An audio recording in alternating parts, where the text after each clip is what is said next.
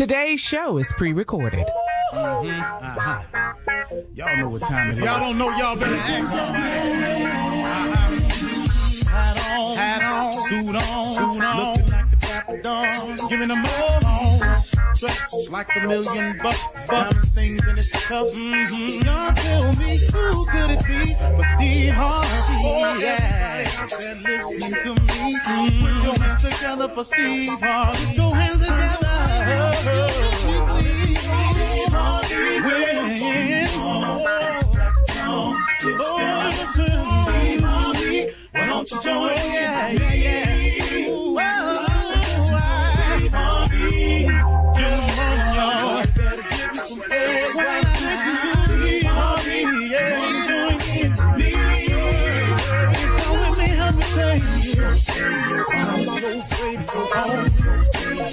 You gotta turn it on, yeah, turn it on. Steve Harvey in the moment, y'all. I know y'all can hear me on. Turn it up. Steve Harvey in the morning, y'all. Yeah.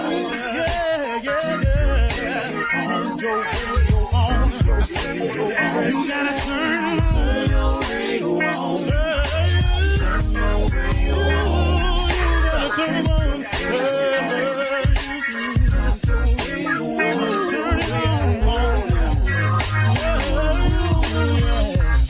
Turn them up, Steve Harvey got to turn them out. Steve Harvey turn them on in the morning, y'all.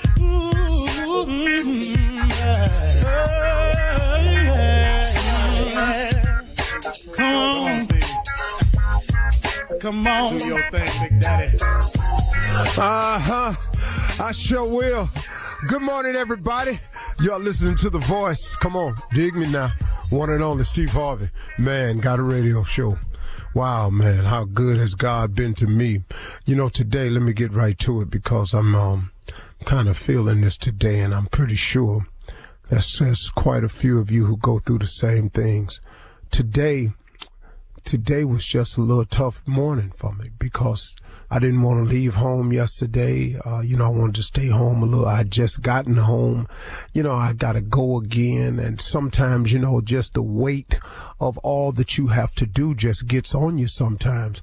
And sometimes you don't feel like doing it today. Huh? I'm just talking to those who feel this way every now and then. And I'm assuming that would be everybody because I don't know nobody who can just plow through this thing without having those days. Well, what do you do when it gets hard to stay up? What do you do when it gets hard to be positive? What do you do when it seems like things aren't happening for you fast enough or in the time frame that you thought it was going? What do you do? And the reason that I guess I chose to speak about this morning is because I'm having one of those days, because I had one of those days yesterday. It was just a tough day. I really can't explain it. It's nothing really in particular bad happened. It's just I think the weight of all that's going on started to feel heavy to me. And so what do you do when you have days like that, when it's hard to be positive, when it's hard to stay up? Okay, here's what I had to start doing this morning. Now, I haven't completed it. Can I just be real with you? I haven't completed it, but I am processing it out because I know what to do. Been there, done that. I done had that pain before I know what to do. If I sprain my finger, I know what to do now. The first sprain I had, oh Lord, I thought it was broke. I thought I was going to be handicapped. But now if I sprain my finger, I know what to do. So since I've been in this position, in this hole so many times before, and God has always gotten me through it, I decided I've got to start the process today. Here are some things. Now I'm going to get to the big one last. And one of the things I do is I remember the plan. Sit down and I consciously think about the goals I've set. I go over them. See, I've got mine down on the iPad, so I can pull them out anywhere I am and pull them up. And I've got 2 lists that I've made. I've got a list of things that I know I can accomplish if I just keep working hard. And if a couple of things just fall into place that I can see, then I got a list of things that I'm planning on accomplishing. And then I have a second list. And the heading of this list is called Only God Can Help Me Now. And on this list is things that I'm aspiring for or things that I'm hoping to, that in order for them to happen, I absolutely have to have God's help. That's my favorite list. It's the list that I have of the things that I don't see no way it can happen. I'm just operating on faith and the hope that God hear me. And so sometimes, man, when I have this list of what only God can help me now, that list is stuff that I cannot see. I'm just operating on faith that God is so much bigger than me, that he's so much more capable than I am, that I can actually acquire some things in my life, as he's proven to me time and time again up to this point, that he's willing to do for me if I'm willing to just give him some of my life. That's the only way I can explain my existence today. You know, I began the conversation with my wife. How do I write a book that becomes so wildly successful? That would be God. That's only God. Because if you can plan to sit down and write a wildly successful book, I'd have been done sat down and did it. And so would you. So that would be God. How it got purchased to become a movie when that was not my intent when I wrote the book at all. Again, that would be God right there. Has to be. Because if I can't explain it and it is by no doing of my own, then who did it? So when I get down in days like this, I remember the goal. I remember the plan. I remember the journey. I think about of all the things God has brought me through. How did I even get to this point? Yeah, I might be having a little bummer of a day. Yeah, I was a little down yesterday. Yeah, my biorhythms is off, whatever they want to call it. Yeah, I'm just having one of those days. I feel a little bit heavy. I need a vacation real bad. I need some time off to just go and regenerate. But right now, man, I ain't got that. So guess what I do? I got to start remembering the plan. I got to start remembering the goals. I got to start thinking about all the things that God has done for me and how he's brought me this far and the blessings that I have instead of what I don't have. And that's what I'm in the process of doing this morning. And on the commercial breaks, I'm going to pull out my iPad and I'm going to go over my 2 lists and I'm going to read my little list of what I think I can accomplish. And I'm going to really read that Only God Can Help Me Now list. Because that's the list that's big. That's the part where I've been telling y'all. I said, quit telling God how big your problems are and start telling your problems how big your God is. See, and that's what I got to sit down and do this morning. And then sometimes, man, you got to stay still. That's the other part. You got to stay still. You got to quit moving for a second. Because sometimes it feels like you're running on a treadmill. And you really ain't. You're going somewhere, but it feel like you're running on a treadmill. Well, when you get that feeling, sometimes you got to stay still. And then when you stay still, sometimes you got to fight to stay positive. Sometimes you got to fight not to let the devil win. You're in a fight. Remember, I told you this now. You're in a fight now. So he's trying to get you to get on that positive train so he can get you off the faith train. So God's delivery package that's coming to you built on your faith, that he can shake your faith and get you to thinking negative. And then he wins. See, so when you start feeling negative, just know that that's the other force trying to throw you off track. And when you get through it all that, here's the key, the big one. You want me to tell it to you? You got to pray, man. You got to pray. You got to take it to God. You got to say, hey, God, look, I'm having one of these days. I need your help. I got business to take care of. You got blessings in front of me. You got stuff you done shipped to me. You got blessings and packages that's on the way. I need to be sitting on Faith Street so I can receive the delivery when it get there. What I don't want to do is be on Doubted Way or Lack of Understanding Parkway or Pity Parkway or some street like that, and the package keep going by. I need to be standing and sitting on Faith Street. So when you drop that package down to me, I can go on and get it. You feel me? You got to pray. You got to stay still. You got to fight to stay positive. You got to remember the plan. You got to go over the goals. Come on, man. God done brought you too far. Come on, pick yourself up today. I'm talking to Steve Harvey this morning. I hope y'all didn't mind. You're listening to the Steve Harvey Morning Show. We got to get it together because this is the day. We got to get it together. We got to start the way. We got to get it together. We are here. We got to get it together. We don't have no fear. We got to get it together. We're going to do our thing. We're going to do our game. We're going to do our thing. We got to get it together. We're going to do our thing. Come on, y'all. Let's do this thing. Steve Harvey on the show on radio. I'm on the show on the radio. Harvey on the show on the radio. Come on. Let's get ready to do your thing. I always knew this fool, he'll just go with me. I've never seen anybody encourage ignorance more than him. As soon as he hear, come on, they're just with it, man. That's why you guys are friends. Yeah. Ladies and gentlemen, Shirley Strawberry. Good morning, Steve. I don't know where it came from. I swear I don't. Ladies and gentlemen, Carla Farrell. That's your boy over there, Jay. Good morning, crew. Here he comes, the youngest member, Kia Spates Jr. Everybody need a ride or die. I don't care what you do. Go back like Cadillac seats, 1986 to be exact. Knicks, Bloomington, Indiana. Yeah. I met the first black headliner ever in the history of comedy. I'd never seen him. It wasn't number three of them. It was him, George Wallace, and Byron Allen. That was it. There were no more blacks headlining comedy clubs in the nation. Ladies and gentlemen, one of the three, J. Anthony Brown. We got to get it together. Come on. Yeah. See that? King of Pranks, Nephew Tommy. Top. I'm in West Palm Beach, Dr. Steve. That's where I'm at. Where I'm at. Yes, sir. Do you know, man, that's real history? What? That in 1985-86, there were three black headliners on the comedy circuit.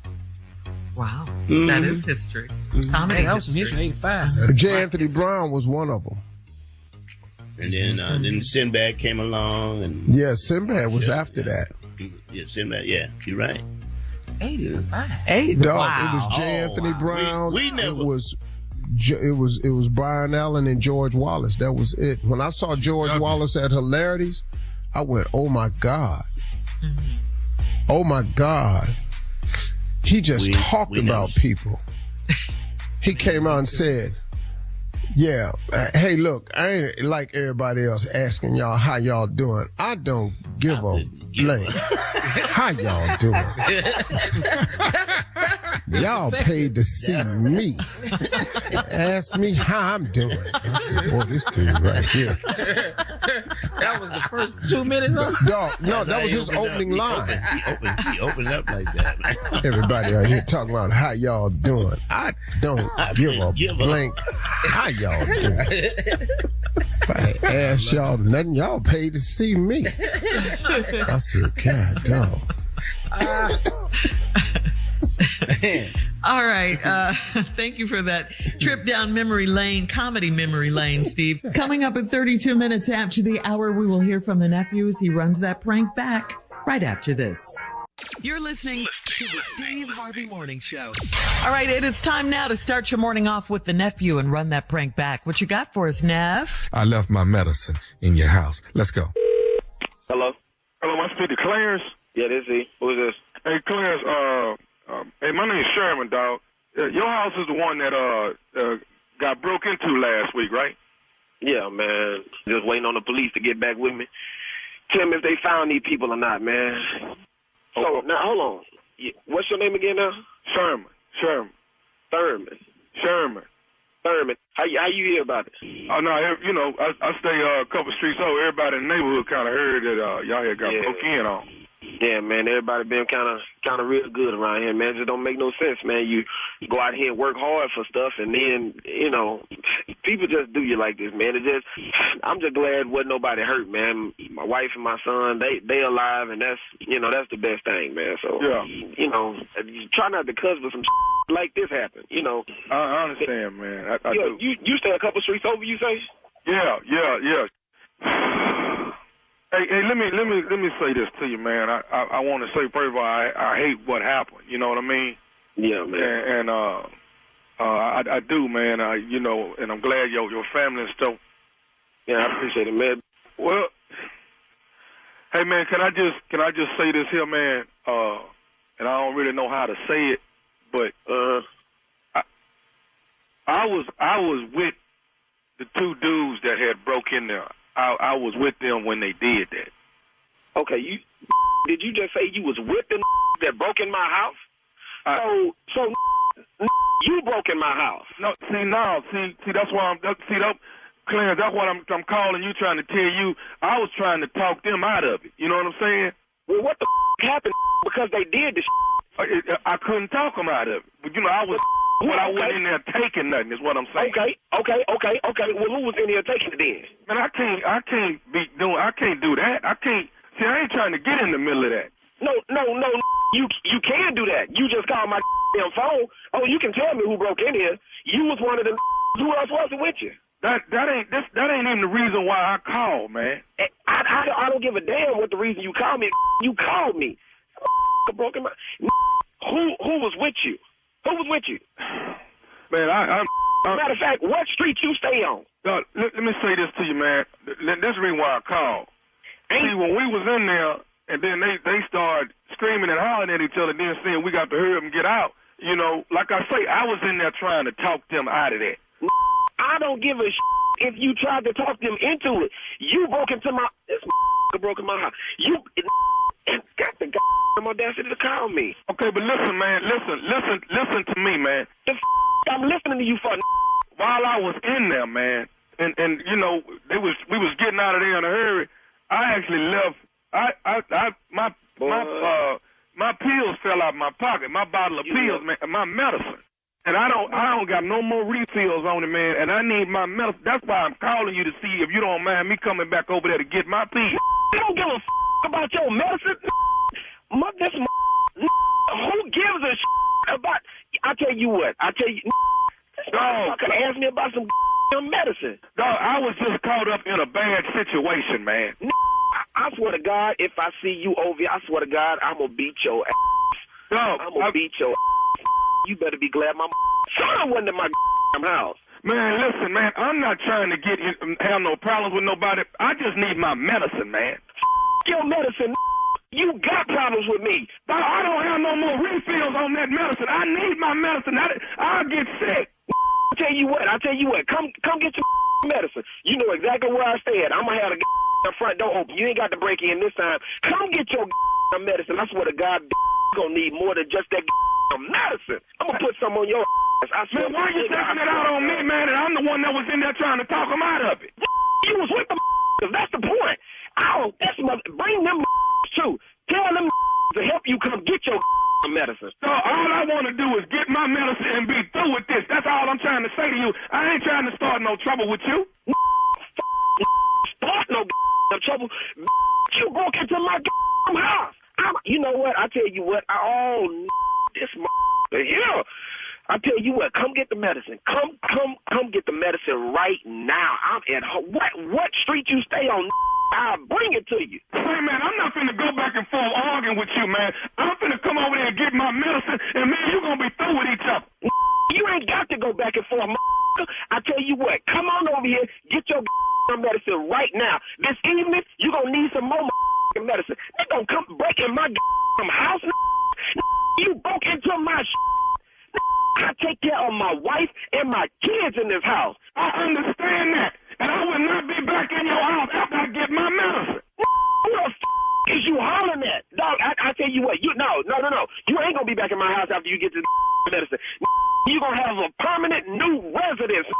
I swear to God, you're gonna be living in the cemetery. Listen, I got one more thing I need to say to you before I get over there. Is you listening to me? Say that on your way over here. I'm gonna say it. I'm on my way now. I got one more thing I need to say. Is you listening?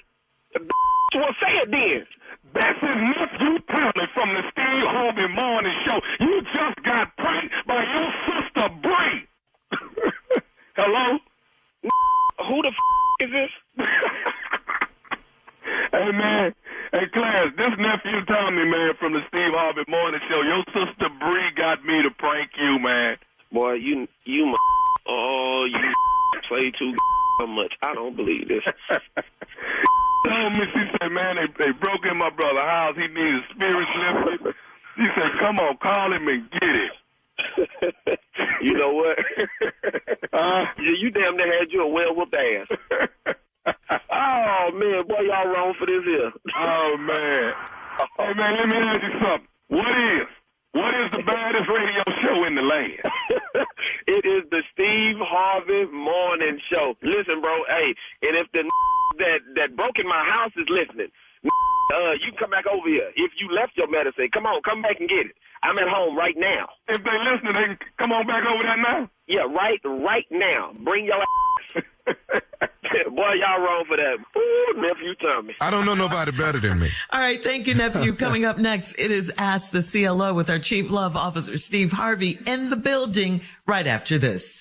You're listening to the Steve Harvey Morning Show. Well, it's time now for Ask the CLO. Chief Love Officer Steve Harvey in the building and ready to go to work. This one is from Medina in Syracuse.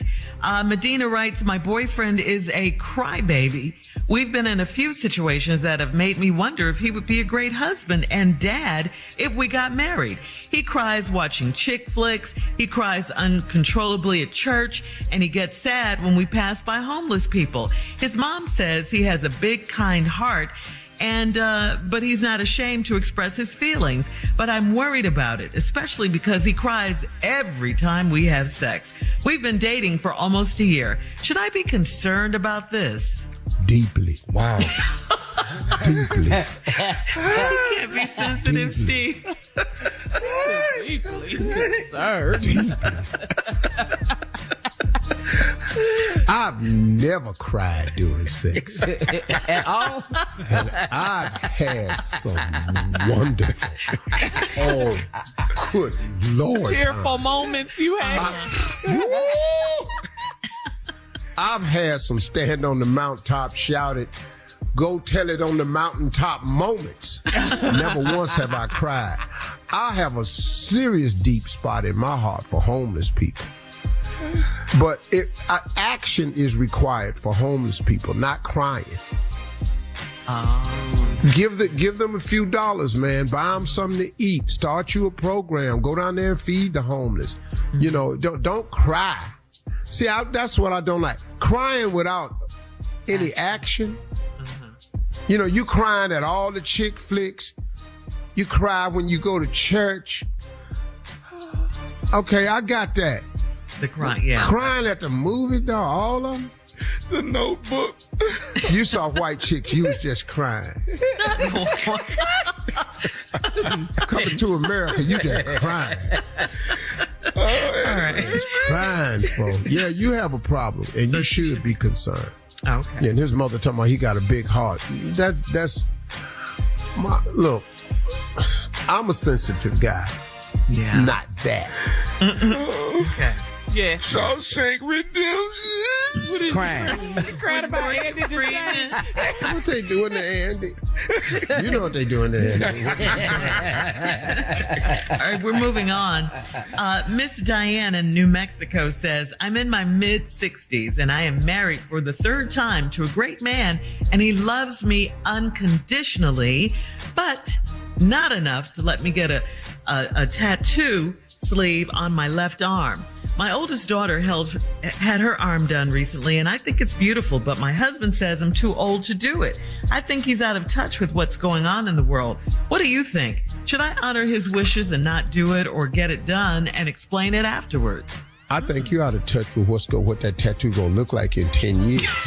That's what I think you're out of touch with. You can't get no sleeve on your arm and you 60. You know what you finna look like when you 70?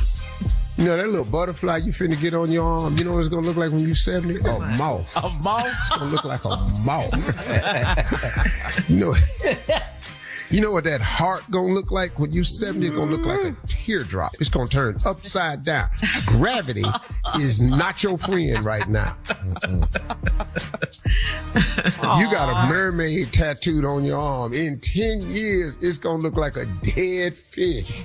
Oh. Not gonna be good. No, lady, I think you ought to touch. Your daughter did that. You said your daughter did it.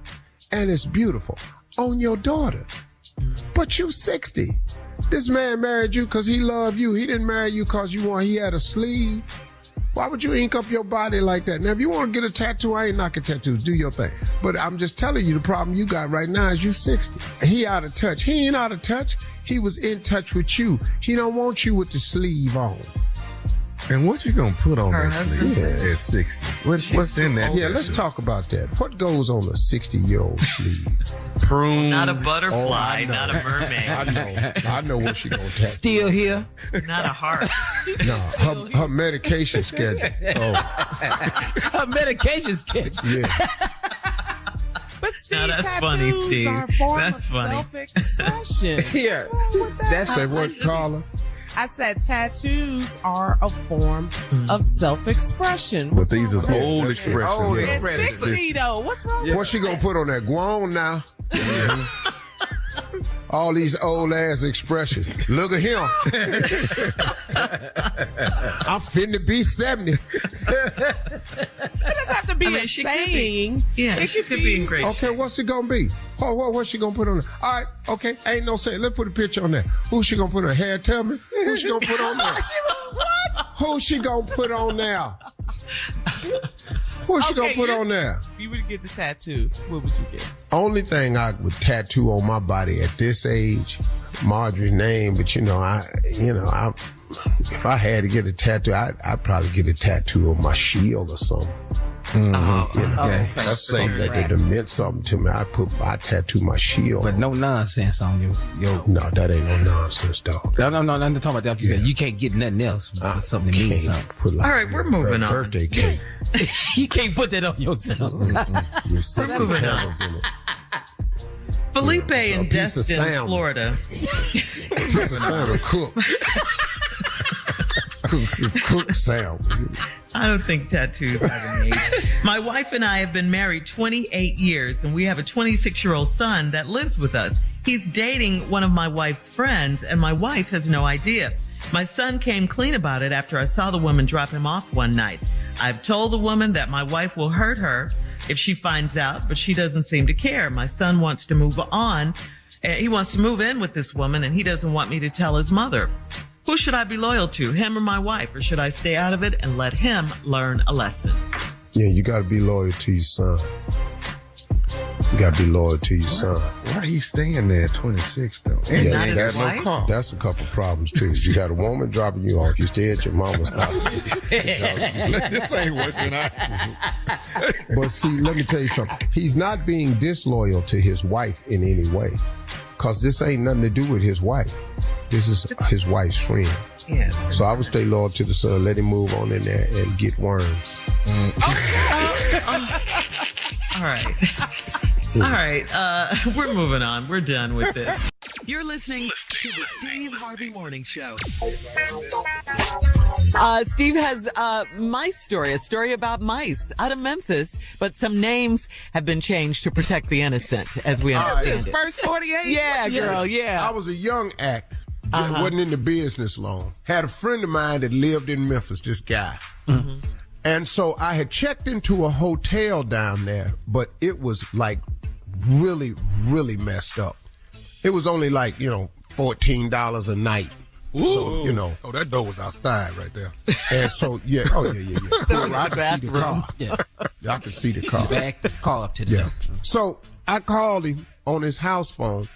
I said, hey, man, I'm in a bad spot. He said, man, just come on over to the house, man. My mom and them, they don't mind. They love you. Get yourself something to eat. So I got over there about 10:30. His mom and them in the bed. His brother on the couch sleep. I'm in the kitchen with him. We eating. Mm-hmm. So he said, hey, man, just enjoy yourself. I'm going out. I said, man, I got to get up early in the morning, like about 5 in the morning, get back out on this road. I got to drive somewhere. He said, no problem, man. You can stay in my sister's bed because she gone. So I'm in his sister bed, little bitty twin bed. And I hear these noises. Oh, Lord. And my suitcase is on the floor over there, and I look, and a mouse crawls out of my suitcase. Oh, my God. Now, I got to get up and unpack. It's about 1:30. I got to unpack. Was your suitcase open? Yeah. Oh, okay. I wasn't thinking nothing of it. How the hell I know? Yeah. So now I got to unpack, shake out everything, make sure I ain't got no mice in this luggage, because I can't put this in my car, because I live in it. What you can't live in is a mice-infested car. That ain't happen. A mouse in the house. Yeah, now I'm just driving their ass cross country. I'm committing felonies. So I get up and I say, man, let me go in the living room, man. What the hell going on? Oh, so I go in the living room and I'm in a chair and I hear this scratching by my head. And I turn around and it's a mouse on the top of the lazy boy chair by my head. Oh my God. Oh my God. Now I done stood straight up. I done damn near touched the ceiling. I bet you did. And I had nodded off. So that's about 1:30 in the morning now. Now my boy, he gone out. So I sit up and I noticed this mouse run across the floor from under the couch to this big round coffee table they had in the middle that was made out of fur, but you could go up under. So I saw this mouse run up under the table. Lord. I said, man, there's one on the back of the chair, one on the table. I said, man, how many damn mice in here? So then a mouse just shot across the TV, just ran across the damn TV. What? It was a flow model. So I said, okay, man, hold up, man. Flow model. So he had a fold-away chair up against the wall. You know the metal fold-away chairs they have at church? So I got a metal fold-away chair and put it up. And I got another one for my feet to get up in. And I put my foot up in this chair. I swear to God, I'm not lying to you at all. Mm-hmm. Them damn mice was everywhere. They started running across the floor. I said, man, is it 1:30? Yes. Is this the prime time? I was just going to ask you about that. They was running across the floor, man. They was crawling all up on the backs of the chairs.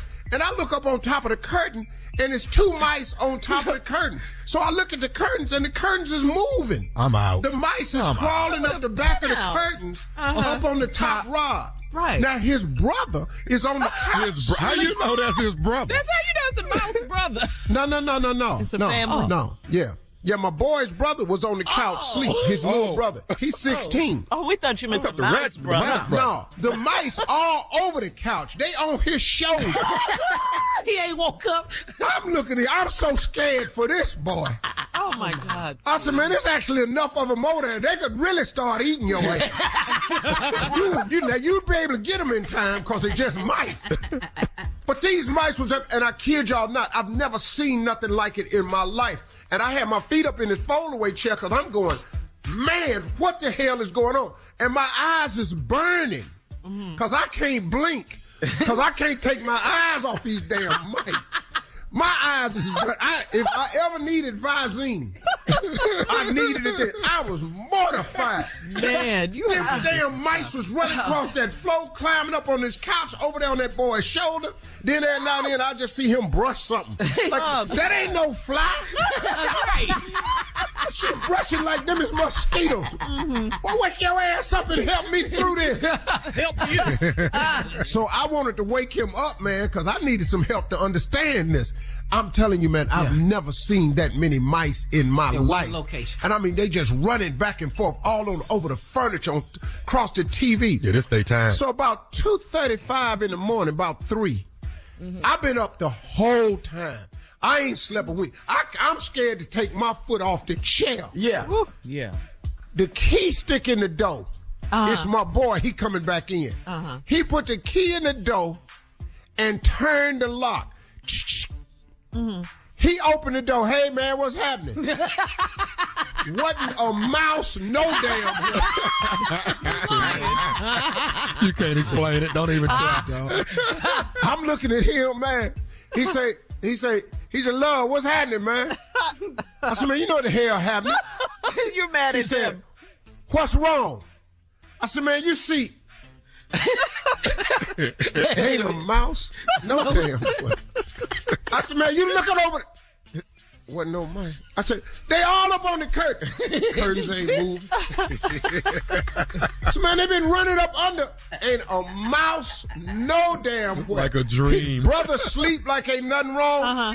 It's about 3 o'clock in the morning. He came and he said, yeah, bro. I'm hungry as hell. You want something to eat, boy? Hell no. Not at this house. I said, I tell you what I'm going to do, man. I'm going to go get in my car. I got to take off, man. I got to head to Nebraska. Oh, man, I thought you was going to leave a little bit late. Don't worry about that. I'm going to sleep in my damn car. And I need to get my car out to the driveway because they probably climbing up in there right now. All right, we'll be back with more of the Steve Harvey Morning Show right after this. You're listening to the Steve Harvey Morning Show. Time now for Would You Rather, guys. Okay, would you rather not cut your fingernails for a year or not cut your toenails for a year? Which ones? No, I got to cut these fingernails. We in the public. We got to be seen with these fingernails. Yeah, I can get some bigger shoes. Just get bigger shoes. Yeah, but a year of toenails, though, that's pretty long. I don't know what that is. That ain't a pretty sight, though, dog. No, it is not. And don't lay up with Just what is wrong with your Ferragamos? You done cut a hole straight through them. Got your foot over there just looking like talons. Just sitting up there, you big hawk foot. Steve. All right, so would you rather sleep in a doghouse or would you rather let stray dogs sleep in your bed? Which one? Oh, I've been in a doghouse before. No, a dog's doghouse, not a man's doghouse. That's how I feel. Feel the same way, Shirley. Yeah. Ain't no stray dog getting in my bed, Shirley. Not in my bed. So you're going to sleep in the doghouse? Yeah. Can't be saying, where you come from? Ugh, dog. Okay. That's All a right. long night, though. Yeah, that is. Think about it. No door.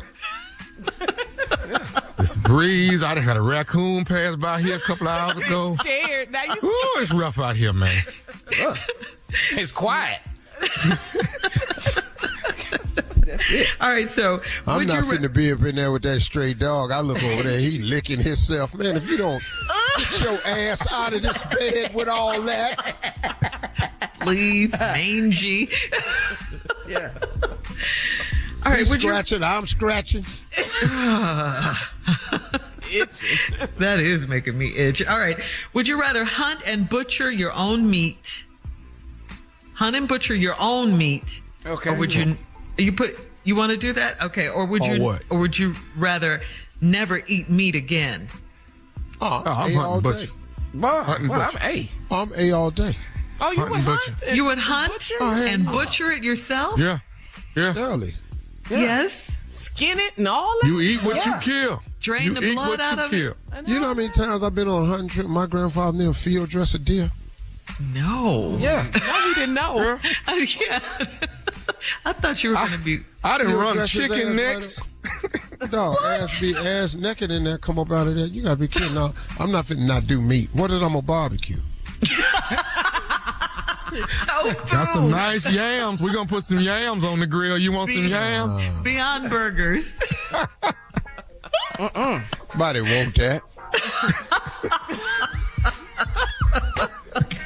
You been on the smoked cauliflower, boy. See, here's the thing about me, man. Why do all vegans and vegetarians try to make it taste like meat? Just eat the damn meat. You're listening to the Steve Harvey Morning Show. The guys are here. They're going to break down. You know you've had good sex when ... Woo! I'm gonna do a couple, and then I know the guy's gonna jump in. I know they're gonna jump in. I know. Yeah.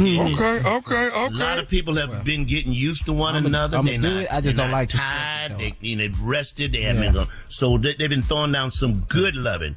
You know you have had some good sex when you wake up with one sock on. You're like, damn, that was, what the hell happened? Where's my sock? Here's another one. You know you've had some good ass loving when both of y'all wake up between the two mattresses. Like, what? How The mattress on top. Oh yeah, the mattress is on top. Oh, that's that good loving right there. I got two more. You know, just for the men.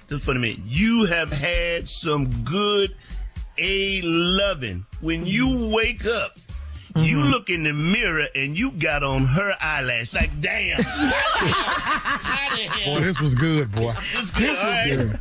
Yeah, I got one more. All right. You know you have had some good loving. Good ass loving. When you wake up and both of y'all is at the bottom of the bed. Like, how the hell? What is... All right, I know you got one. Anybody got one? Jump in. Bring it. I know you had some good loving when... Here you go, one, Jay. You know you've had some good loving when you knock all her medication off the nightstand. It's all on the floor. Pills is everywhere. We don't know which one to take. I love it. Tommy, what you got? You know when you had some good loving and you just look at her and say, where your mama at? Wait, what? Generational loving. My bad. Wow. Okay. What you got, Where are we going? What you got, Steve? You know you've had some good loving. You know you done had some good loving when you wake up the next morning and call in to work and your job ain't been open since the 13th. I ain't gonna make it. That's good loving. I ain't gonna make it today. All right. I love it. I got one. You know you have had some good loving when you wake up and there's a hot glue gun in your hand and it's still on. Like, what the hell was I hot gluing? What? Glue gun? What? You know you've had some good sex when you kick over a candle in the middle of sex and y'all turn into firefighters.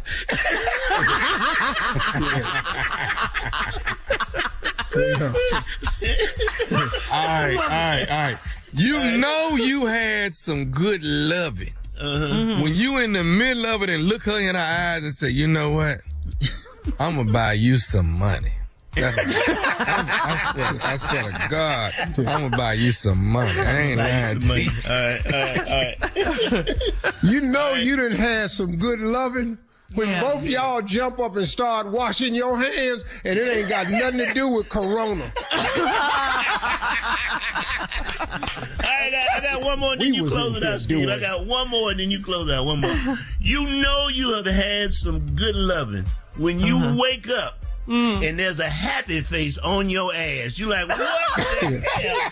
I cannot. Who put that there? An emoji? Who put that there? Close it out, Steve. Close it out, man. You know you done had some good loving when the family is down there having breakfast during quarantine and you and your wife look at the kids and go, what y'all looking at us for? Quit looking at us. Grown folks. Oh, my God. Man. All right, coming up next. Damn it, quit looking over here. Close the door. Right after this. You're listening to the Steve Harvey Morning Show. Coming up at the top of the hour, right about 4 minutes after, it's my strawberry letter for today. The subject, my best friends are my exes. We'll get into that in just a little bit, yeah. But right now, the nephew is here with today's prank phone call. What you got for us, Neff? Yo, baby, going back to pre-K. Oh, Yo, baby. No. Yeah, didn't do too well. Your baby going back to pre-K. What? We got to do it. We got to start over. We just got to start all the way over. Baby going back to pre-K. Let's go, cat dog. Hello. Yes, I'm trying to reach Miss Thomas, please. This is Miss Thomas. Who is this? My name is Mr. Stapleton. I'm actually the principal over at elementary school. I'm looking at my records indicating that your son Thomas is going to be starting his first grade. He's ready. My baby's ready. Right. Listen, Miss Thomas, I've been going through actually all of the children's records that will be starting school, and I'm looking at your son's grades from his kindergarten year. Mm-hmm.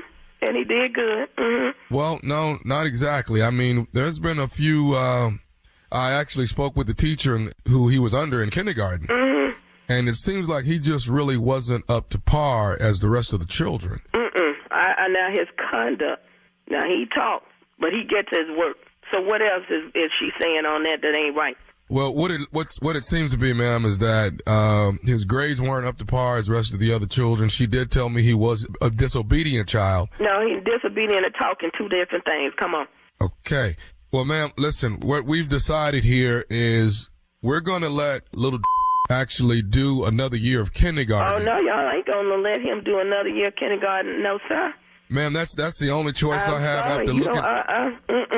No, we got our letter in the mail with our report card the week after school started, and it said on the back, promoted. And if I got to get up off this couch and go get it, I'm going to be out, because I'm telling you right now, we will be in the first grade. Kindergarten wasn't that hard. I'm not sure what they told you about him, but it must be the wrong. Well, ma'am, from my understanding, he doesn't color as well as the rest of the kids. He's all out of the lines when he colors. He doesn't know his numbers completely, and that's kind of what we need when you first come into the first grade. No, when I can show you on this paper, he did satisfactory all the way through. Now you about to me off, and I'm already sick, calling me with some about my son flunking kindergarten. He ain't that kind of He does not color well, ma'am. Listen, coloring ain't got nothing to do with the daggone kindergarten. He is going to the first grade, and I'll be down there on August 24th. Ma'am, I will not be able to allow you to get into school on August 20th. I'm sorry, mister. I'm sorry. And let me tell you what, let me go in and get my pencil and pen, because I don't live that far from this school. And if y'all already down there causing some conflict, I need to get up and go down there, because I'm not telling my baby when he come home today that he ain't going to the daggone first grade. Ma'am, I hate to say it, but I'm going to have to refuse education from him on August 24th. You know what? I just went back and put him in public school. I know that was a mistake in the first place. Fooling with y'all talking about some coloring. Give me your name again, sir. Stapleton, ma'am. And what's that number down there? The number here is actually area code. Wait a minute. I got the number. Never mind. I pulled up this report card. I got the number and your name on the back of this paper. I tell you what, August 24th, we'll be coming in there going to school, and I might make a trip around there this evening when I come from the doctor. Ma'am, the bottom line, ma'am, is I'm not going. I don't want to hear that. Coloring ain't got nothing to do with nothing else. But it's not only coloring. His arithmetic is bad. I'm sorry. No, Are you working with him at home? Are you doing anything as a parent? I work with my son at home every day. What you trying to say? I'm an incompetent parent? I'm just asking, as a parent, are you working with your child? Yes, I'm working with my child every day. He can read better than you, probably. No, he can't read better. I'm the principal. He can read better than you, because obviously you read that wrong on that paper that he's supposed to be going back to kindergarten, when I know the paper said from his going to the first grade, and I'm not listening to no more of this about him going backwards. Now, if you got a problem with your paperwork, maybe you need to go talk to your secretary or somebody in there that wrote my baby name down. Your son's name, Thomas, ma'am. I know it ain't him, baby. I know it ain't him. You're not going to sit up and tell me my son is flunking kindergarten. He is not going back to that kindergarten. Don't bring your son down here August the 24th. Do you hear me? I tell you what, be ready to whip me and my husband. But we will be down there August 4th. Backpack, shoes, uniform, everything. You hear me? I will not be able to allow him an education. Are you down there right now? I will come down there right now and make that correction on that paper for you. Can you bring my baby is not going back to no kindergarten for no coloring. Can you bring him down here and let him color for me so I can... You talking about coloring, arithmetic, and all this stuff? No, No, I'm sorry. We will be down there August the 24th. I will have this report card in my hand that says you have been promoted to the first grade, and he's going to have a smile on his face, and so are you. I got one more thing I need to tell you, man. Are you listening to me? I'm listening. You ain't saying nothing yet. You better say something that sounds like the first grade, because I'm not playing. I would go down to this daggum administrative office, and I had fired, because my son will be in that first grade. Who are you raising your voice at? Who are you raising your voice I'm at? talking to you. You talking crazy to me. I'm talking crazy to you. What? I'm a grown woman. I don't need to be explaining to you why I'm trying to defend my son. Did you graduate? Honey, I am a college degree person. I have a great job. My husband and I do well for ourselves and for our children, and that's why we know. You're not even at work right now, man. Listen, I'm sick, fool. I told you that when you called here. Waiting on the doctor to call me now. I'm probably missing my phone call. Can you color? Because your son can't color. Can I color? What kind of question is that to ask me, can I color? What are you, white or black? You asking me something. You asking me, am I colored? No, I asked you, can you color? Like, your son I hear can't. some racist lines in there, can you color? No, my coloring and me being colored ain't got nothing to do with none of this. Is this a race thing? No, you trying to make sure you send him back? No, I'm not trying to send him back. I want to send him back to color, to get his coloring together. I tell you what, that ain't got nothing to do with nothing. And if you are the head person down there now, you are incompetent and you are an illiterate. Call me and tell me that my son has to go back to the first grade. I got one more thing. You know what? Me mixed up. I tell you what, I'm through with this conversation. I'm through with this. I'm going to say one more thing, and I'm going to be out here. Are you listening? I'm listening. This is Nephew Tommy from the Steve Harvey Morning Show. You just got pranked by your girlfriend, Felicia. I'm going to beat Felicia's I am going to beat her mother. You about to get tore out the frame. I mean, I'm writing numbers and everything, and I'm recording everything. I'm going to beat her because she know I don't play when it comes to my kids. Okay, that's all right. All right, babe. One more question now. What is the baddest, I'm talking about the baddest radio show in the land? The Steve Harvey Morning Show, baby. Yes, sir. She was not here for it. I love her. Boy, at all. I never heard this before, Tommy, but I am a college degree person. I said, wow, it ain't graduate no more? It's just person.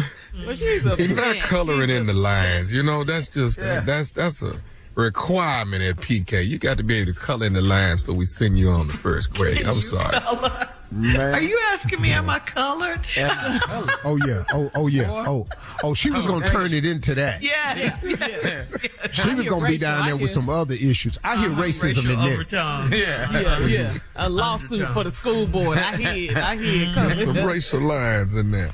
All right, Richmond, Virginia. The Nephew is coming to town. Added a show on Thursday, Friday, and Saturday is sold out. The Nephew is coming. You've been hearing about me. They've been talking about me.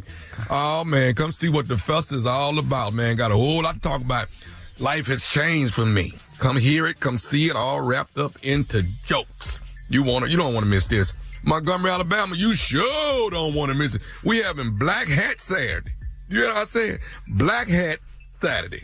Put your hat on. I'll let you know when the steamboat coming in, and we're going to all throw them up there together. Okay?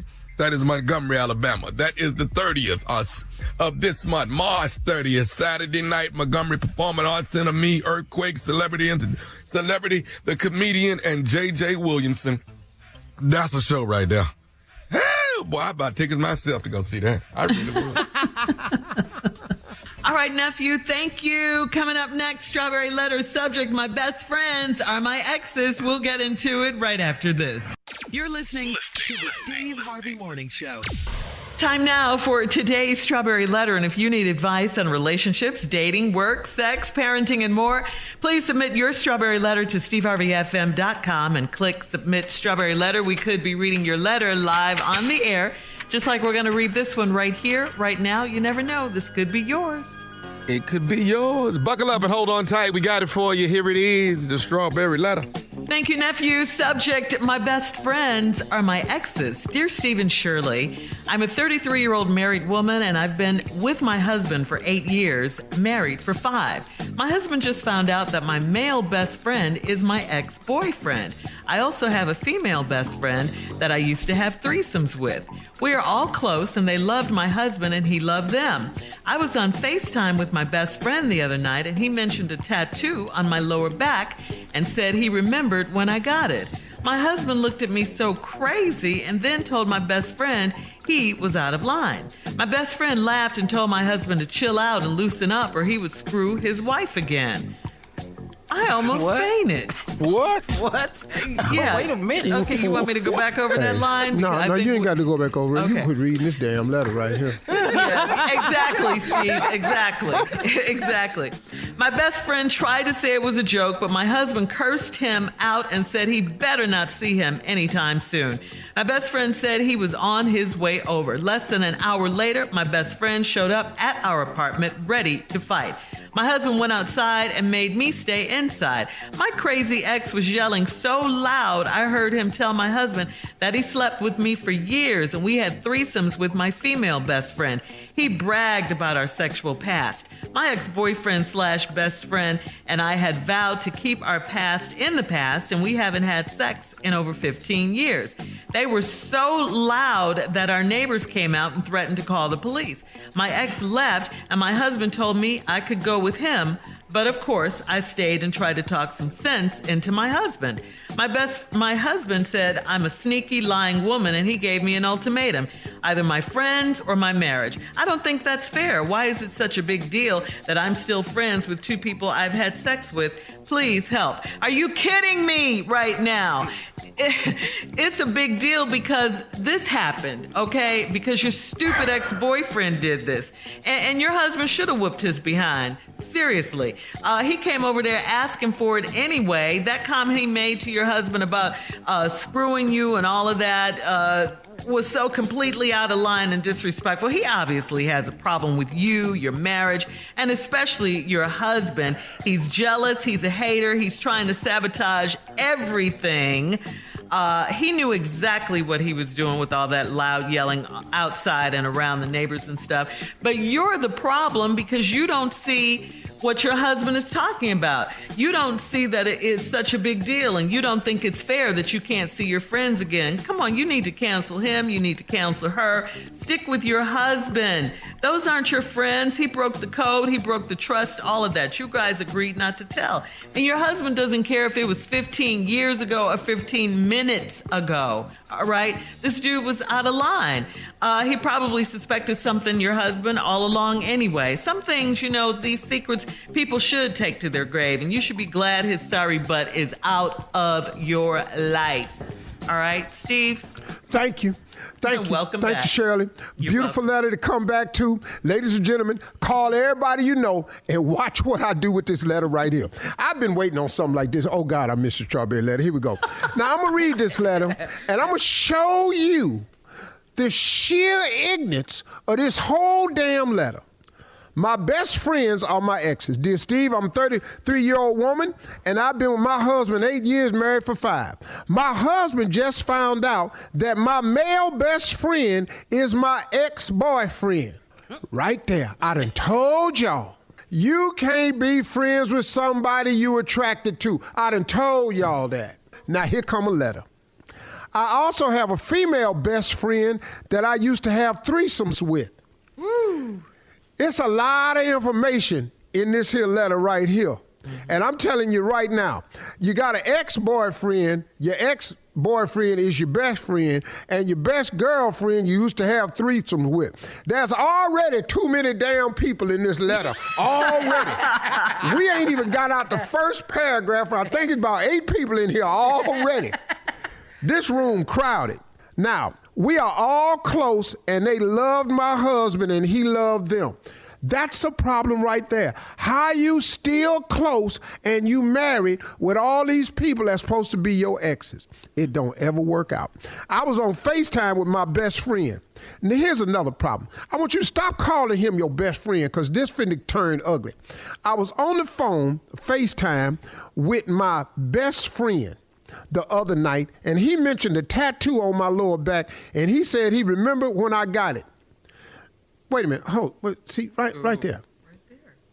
All of us on this show that's married, can you be on a FaceTime with a person of the opposite sex talking about a damn tattoo that's on your lower back? Or talking just on FaceTime? I wish a heifer would FaceTime me and I'm sitting up in here with Marge. What? Right. This already. Okay. He mentioned the tattoo and he remembered when I got it. My husband looked at me so crazy and then told my best friend he was out of line. Quit calling this man your best friend. See, this is the problem with this whole letter. Your best friends ain't your friends. Then she said, my best friend laughed and told my husband to chill out and loosen up or he would screw his wife again. We need to stop this damn letter right here before I start cussing. We finna go to commercial break because all I wants to do right now is cuss. And on the commercial break, I'm going to get all the cussing out and then I'll be back. Okay. All right. Loosen up and I'm going to screw your wife again. That was crazy. Whoa! All right, look, we'll have part 2 of Steve's response if we still have jobs when we come back at 23 minutes after the hour, right after this. You're listening to the Steve Harvey Morning Show. All right, come on, Steve. Let's recap today's Strawberry Letter. The subject, my best friends are my exes. Let's go. And that's all I got to say about it right here. Okay. So I've been cussing the whole break, right? Yes, you have. So now let me get back into this ignorant ass letter. This 33-year-old woman whose her best friend is her ex-boyfriend, and her best female friend is a woman that she used to have threesomes with. A lot of people in this letter, we've discovered that. She was FaceTiming with her best friend, who was another man the other night. He mentioned a tattoo on my lower back and said he remembered when I got it. My husband looked at me so crazy and then told my best friend he was out of line. Quit calling him your best friend. He just mentioned a tattoo on your lower back and he remembered when you got it. He ain't supposed to know nothing about this. Okay, here we go. My best friend laughed and told my husband to chill out and loosen up or he would screw his wife again. See, I'm confused. He laughed. He talking to me? Hey, see, most men listening to this letter cannot imagine a man laughing, telling him to chill out or I'm going to screw your wife again. What? You laughed? Oh, dog. Oh, you done got comfortable. Then the lady said, I almost fainted. My best friend tried to say it was a joke. I done told your ass, lady, quit calling him your best friend. This is the problem already. You keep referring to this man as your damn best friend. And he tried to say it was a joke, but my husband cussed him out and said he better not see him anytime soon. My best friend, here she go again, this heifer right here, she ain't learning why she keep calling this fool her. My best friend said he was on his way over. There ain't a man living gonna tell me to shut up and chill out or you gonna screw my wife again and then I promise you an ass whooping and then you say you on your way over. You're not gonna believe what's gonna happen when you get here. You're not even gonna believe this. The level of ass whooping, the intensity of it. Brother, let me explain something to you. You're not only driving over here for this ass whooping, you are about to be in a near-death situation. Very close.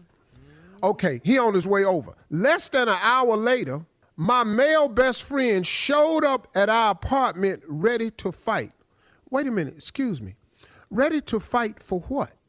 What does he have to fight for? Right. See, lady, you leaving something out in this letter.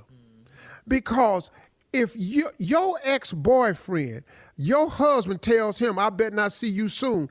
He says, I'm coming over there. And 30 minutes later, he drive over to you and your husband's house ready to fight. My question becomes, ready to fight for what? Ain't nobody fighting over no 15-year-old booty call. Yeah. This is something currently happening.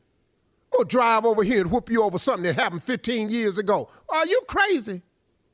Well, anyway, when he got over there, the rest of this letter, if I was in this letter, is totally different. I don't even know why we still writing. All the rest of this is just a police report. So I don't even know how you still typing. He got up in here and drove over my house. My husband went outside and made me stay inside. My crazy ex was yelling so loud, I heard him tell my husband he slept with me for years and we had threesomes with my female best friend. He bragged about our sexual past. Wait a minute, how he had time to say all this? Yeah. Say, what's all this? What you mean? I heard him yelling and he said, no. When you drove over here, right? That ass whooping I promised you, it commences soon as you get out the car. Matter of fact, this ass whooping starting before you get out the car, dog. I'm busting your window. I don't even understand this here, man. This lady right here. And then for years, and we had threesomes with my female best friend. He bragged about our sexual past. My ex-boyfriend and I vowed, again, here you go. You keep calling this man your ex-boyfriend. You stupid. You so damn stupid. That's why you ain't finna have no husband. Because you keep putting value on this dude right here. My ex-best friend and I vowed to keep our past in the past. Mm-hmm. And we haven't had sex in over 15 years. I'm finding that hard to believe. Because ain't nobody drove over your house over some sex that's 15 years old. Not no black dude. I don't know no white dude do that. I don't know no dude do that. They were so loud that our neighbors came out and threatened to call the police. Loud. Most ass swimmers I've been involved in have been very quiet. You know, it's occasional grunting and stuff, but all this loud talking, they out there arguing. I don't even know what they out there arguing about. My ex, now here we go. My ex left. Left? How? Alive? Your ex left. There's just parts of this letter I'm not understanding. Let me read this to you again. My ex left. Left. I need part two for this letter. When we come back. You need a part two? Oh, I have more for this right here. Okay. I'm stuck. Part three, actually. Yeah. They argued. My husband, my ex left. Hold on. Save it for part three. You're talking about in a car? Coming up, we'll have part three of today's Strawberry Letter. He was able to drive away. Steve Harvey is back. My best friends are my exes. On his own accord? We'll be back right after this. You're listening to the Steve Harvey Morning Show. All right, come on, Steve. Part three of today's Strawberry Letter. The subject is my best friends are my exes. I sure hope y'all been with me on this letter right here. This 33-year-old woman got this ex-boyfriend that's her best friend, and her husband didn't know it until they was talking on the phone on the FaceTime, which should have never happened. And then he mentioned a tattoo on her back, and he remembered when he got it. The husband said, hey, man, you out of line. Best friend laughed, told the husband, chill out, loosen up, or I'm going to screw your wife again. The lady almost fainted. And then she said, my best friend tried to say it was a joke. My husband cussed him out, said he better not see him no time soon. Then the best friend said he was on his way over. Less than a half hour later, the male best friend showed up at our apartment ready to fight. Because, see, once you drive over to the house ready to fight, then the fight gonna happen. But no, your husband went outside, made you stay inside. My crazy ex was yelling so loud, I heard him tell my husband he slept with me for years. You might have heard him say, and I slept, but that's all you heard. See, all this, to how long and all that old, and we had a threesome with your girlfriends, and I saw the tattoo. I ain't none of that coming out. Because, see, it's too much arguing right now. And then my ex-best friend and I vowed to keep our past in the past, and we haven't had sex in over 15 years. I find that hard to believe, because ain't no dude driving over your house to face a husband that threatened to do something to you about his wife. Well, you gonna get in your car and come over to my house? Oh, bro, this your last time. Now, they out there arguing, the neighbors want to call the police, and then my ex left. Left how? How? I'm confused. He left on his own accord. He left on a gurney. He left in the back of the coroner's car. How he leave? In a body bag. You cannot be meaning that he got back in his car. And my husband told me I could go with him. Of course, I stayed and tried to talk some sense into my husband. I can't even believe it. I'm finna cry. But of course, I stayed and talked some sense to my husband. My husband said I'm a sneaky lying woman, and he gave me an ultimatum. Either my friends or my marriage. I don't think that's fair. You don't think that's fair? I'm disappointed in your husband, because once I tell you when I see you, and then you telling me how you heard us outside talking. What is we talking for? I'm disappointed in the husband. I'm disappointed that the police didn't have to come. I'm disappointed that your husband ain't locked up. I'm disappointed your husband ain't facing charges, at least second degree. I don't understand how your ex was able to leave in the same damn car he came in. You're going to leave in a vehicle, but it won't be in the car you came up with, and it's going to have lights on it. The one you leave in going to have lights on it, and it's going to make no woo, woo, woo, woo, woo, woo. Why is his ass still living? I didn't want to come back on vacation and do no damn letter like this. I can't stand the strawberry letter.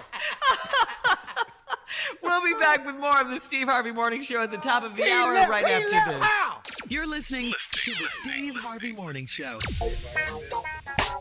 Time now for Comedy Roulette. J. Anthony Brown, please explain. Here's how it go. All right, what we do is we take 3 subjects, we put those 3 subjects on a wheel, we spun the wheel, where it stopped, watch us make it funny, because that's what we do.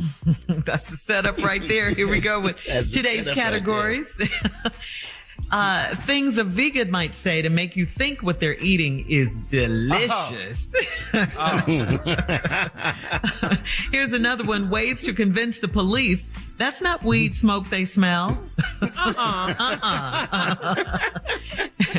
And then here this last one. Reasons people use to not go back to church. Reasons people use to not go back to church. You don't do it. Spun it. Let's see what we got. It's not weed. Oh, it stopped. Yeah. Things a vegan might say to make you think what they're eating is delicious. Comedy roulette. Things a vegan might say to make you think what they're eating is delicious. Have you tried the Jell-O okra? Oh my God, it is so delicious. It is the best. You don't know what you're missing. No, I haven't tried that. Things a vegan might say to make you think what they eating is delicious. Listen, ever since I've been eating vegan, I ain't lost no weight, but I sleep way better though. Way better.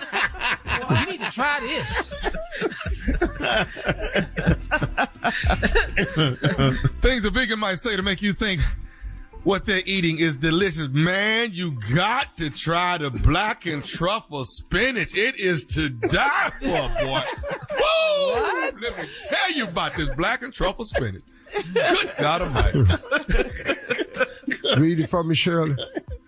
All right, it's things a vegan might say to make you think what you're eating is delicious, Steve. Oh my God, is this ham? I didn't hear well that don't taste like no damn ham. The hell you eating? Oh my God, is this ham? Oh my God, is this ham? No, hell no, that ain't ham. Hell no. Ham? It don't even slice like ham. Look how it's falling apart. That is. Things a vegan might say to make you think what they're eating is delicious. Dog, until you tried the sesame seed chicken, you ain't never had chicken, man. I'm talking about for real. Whoa. This is the bomb. I'm going to piggyback that right there, Jay. Things a vegan might say to make you think what they eat is delicious. Listen, man, I know you love chicken. But what's better than chicken is what chickens eat. I'm telling you, if you eat that, boy, what? Come on. Things a vegan might say to make you think what they're eating is delicious. Man, let me tell you something. You got to try the Impossible pork chop flavored watermelon. Boy, that thing go hard. The Impossible pork chop flavored watermelon. Good God Almighty. No, thank you. Good God Almighty. It is things a vegan might say to make you think what they're eating is delicious, Steve. Oh my God, have you had a corn sandwich? Oh my God. I can't breathe. I like mine with mayo. Yeah, I like it. Oh my God. My favorite. Things That's a my vegan favorite. might say. Oh my A God. corn sandwich. I just tried to corn. That's hard to follow. Okay, all right, here we go. All right, things a vegan might say to make you think what they're eating. Dude, have you tried the beet ice cream? Oh my goodness, it is delicious. We gotta go. And I gotta barf right now. More of today's trending stories and more of the Steve Harvey Morning Show coming up at 20 minutes after, right after this. You're listening to the Steve Harvey Morning Show. In trending job news, it seems there's a growing trend in employees doing it in a not so vocal way. In fact, they are leaving without telling anyone. It's called ghosting coasting, okay? And it's when an employee takes the job, works a few days, and then just stops coming in without giving anyone notice. So, Steve, I got to ask you, have you ever quit a job without giving notice? And you've had a lot of jobs. What the hell? Give a notice for? That's the professional thing protocol. to do. Yeah. I didn't never had no professional job. I thought you worked at Ford, and That wasn't professional. It's factory. That's professional. It's still a professional situation, Steve. Not for me. When I worked at General Electric, Lincoln Electric. Hey, y'all didn't give me no notice. When you fired. I came to work and they gave me a pink slip. You don't come in tomorrow. Okay, cool. Next time, when I ain't planning on coming in tomorrow, I ain't giving out no pink slips. Where's Steve at? He ain't here. I'm gone. Y'all done that plenty of times. Plenty of times, Steve. Wow. I've had 11 jobs. I don't blame you. How many of them did you quit without notice? You had 11. I like the one where you. Well, I've been fired. 10. So Yeah, that's you had probably many opportunities, but you took them, huh? about half and half. Yeah. You just don't like that authority. All right, we'll be back we'll have more of the Steve Harvey Morning Show coming up at 33 minutes after the hour, right after this. You're listening to the Steve Harvey Morning Show. Time now for Would You Rather, guys. Okay, would you rather not cut your fingernails for a year or not cut your toenails for a year? Which ones? No, I got to cut these fingernails. We in the public. We got to be seen with these fingernails. Yeah, I can get some bigger shoes. Just get bigger shoes. Yeah, but a year of toenails, though, that's pretty long. I don't know what that is. That ain't a pretty sight, though, dog. No, it is not. And don't lay up with just. What is wrong with your Ferragamos? You done cut a hole straight through there. Got your foot over there just looking like talons. Just sitting up there, you big hawk foot.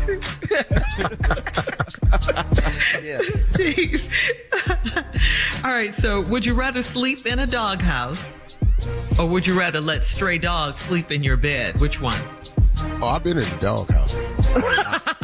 No, a dog's doghouse, not a man's doghouse. That's how I feel. Feel the same way, Shirley. Yeah. Ain't no stray dog getting in my bed, Shirley. Not in my bed. So you're going to sleep in the doghouse? Yeah. Can't be saying, where you come from? Ugh, dog. Okay. That's a long night, though. Yeah, that is. Think about it. No door. It's breeze. I done had a raccoon pass by here a couple of hours ago. Scared. Now you Ooh, it's rough out here, man. It's quiet. All right, so I'm not finna be up in there with that stray dog. I look over there, he licking himself. Man, if you don't get your ass out of this bed with all that. Please, mangy. Yeah. All right, he's scratching, I'm scratching. That is making me itch. All right. Would you rather hunt and butcher your own meat? Hunt and butcher your own meat. Okay. Or would you want to do that? Okay. Or would you rather never eat meat again? I'm hunting butcher. I'm A all day.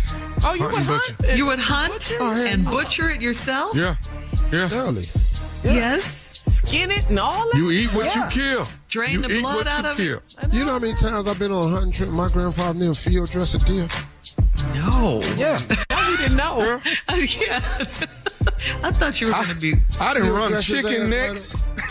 No, ass naked in there, come up out of there. You gotta be kidding. No, I'm not finna not do meat. What is I'm gonna barbecue? Got some nice yams. We're gonna put some yams on the grill. You want some yams? Beyond burgers. Smoked cauliflower, boy. See, here's the thing about me, man.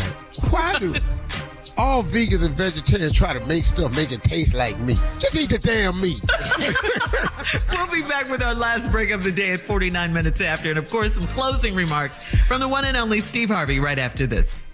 You're listening to the Steve Harvey Morning Show. All right, guys, here we are, our last break of the day. Jay? It is the last break of the day. All right, Steve.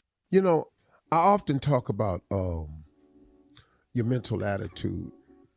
I'm going to share something with you because it's a way that I was thinking of how I really thought. And I was thinking about statistics. and how people use statistics to help them be okay, to me, with their failure.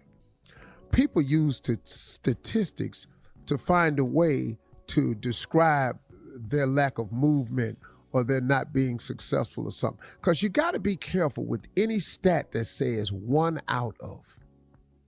You know, you ever hear a stat, 1 out of every 5,000, 1 out of every, 6 out of 10. See, and people, if you're not careful, statistics can be very crippling. 30% of the people who do this will wind up that way. And what negative people do, they automatically put themselves into the negative side of the equation. Because if you're accustomed to thinking negative, you will always take the negative side of a statistic. They told me years ago, 1 out of every 2,000 comedians will get on the Tonight Show. So that means 1,999 comedians out of the 2,000 will never get on the Tonight Show. So you know what everybody around me was talking about? Man, we'll never make it on the Tonight Show. You know what I did when I first got in comedy? I hummed the Tonight Show theme song before I went on. Da da da da da da da da da da. I hummed it. I never got on it with Johnny Carson. But you know when I got on the Tonight Show? When Jay Leno was on there.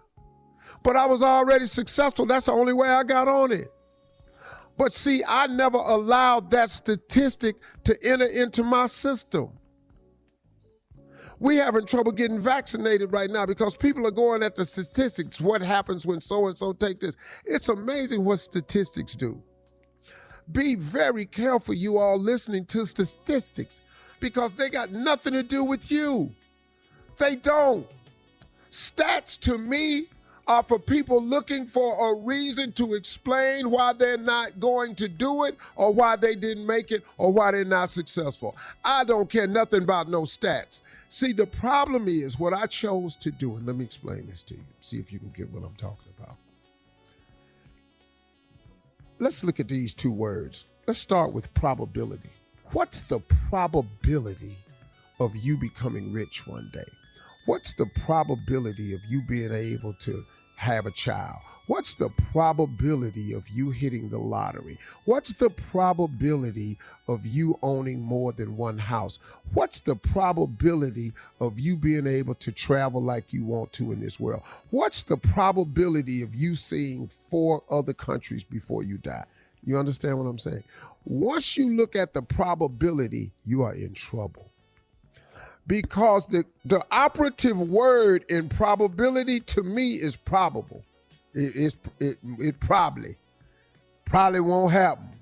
Well, it's probable, but it ain't likely. That's the problem with it. So I never operate on probability. I choose to operate on another word, possibility.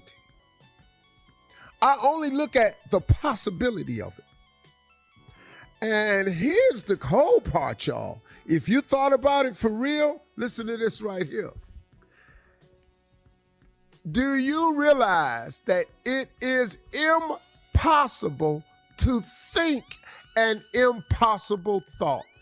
Uh-oh, what did you say? I said, do you realize it is impossible to think an impossible thought? So if you thought it, do you not understand that that's possible? Show me one person, show me anybody that has thought an impossible thought. How can you do that? How? How can you think an impossible thought? The reason you can't think of an impossible thought, because the moment you think it, there lies the possibility. And now it opens up your life. It opens up your realm of thinking. It opens up you to starting to begin the process that anything is possible. Anything is possible. Do you know something? That you could really be rich one day if that's what you wanted. Now, I'm not saying that's a necessity or that's what makes you happy. I'm just using that as an example. Do you know you could actually have more than one home? Do you know that you could actually drive more than 1 or 2 cars? You can have 4 cars. Do you understand that you actually can help change lives that you've been thinking of changing? Do you know that you actually can become a business owner? That you actually can open up that business? You can actually do it. You can actually do it. But you got to fix your mind because it's possible. Stop looking at the probability of something and look at the possibility. And if you tell somebody an idea all the time and they start telling you why it won't work, stop talking to them people. You don't need them people. I only talk to people when I give them an idea, they go, yeah, man, we can do that. I don't need you telling me how it won't work. The opposition going to present itself in everything you attempt to do anyway. I don't want to hear your mouth talk about why it won't work. I only get myself around people when I give them an idea, they say, yeah, man, let's go. Those are my closing remarks. Ain't no more. Have a Christian day.